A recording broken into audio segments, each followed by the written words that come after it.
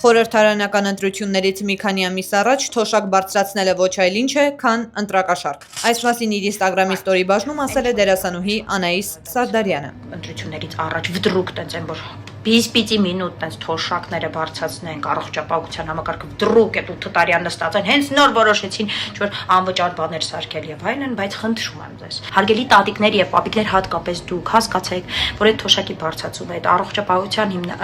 առողջապահական բարելավումները, այդ բոլոր իմ, ձեր երեխեքի, ձեր թոռների տրված հարկերով եւ բյուջեից, իրանց հոր տնից ոչինչ չեն բերում, չեն անում։ Զուգահեռ իրականությունում դերասանուհու խոսքով իշխանությունը հակակոռուպցիոն կոմիտեի դեմքով բոլոր իրական բարեգործներին արգելել է մինչև ընտրություններ կատարել բարեգործություն։ Կարապետյանների ընտանիքը հայտնի է որպես Հայաստանի Հանրապետության ամենամեծ բարեգործ ընտանիքը։ Հիմա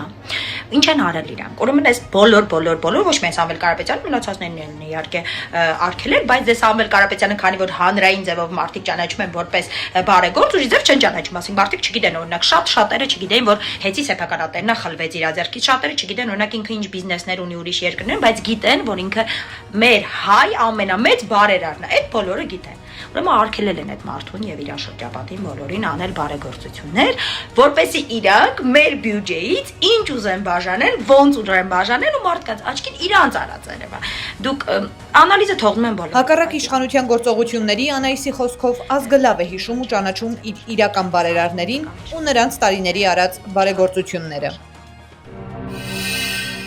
Բաժանորդագրվեք Արմատ մեդիայի ալիքներին YouTube-ում, Facebook-ում, Instagram-ում եւ Telegram-ում։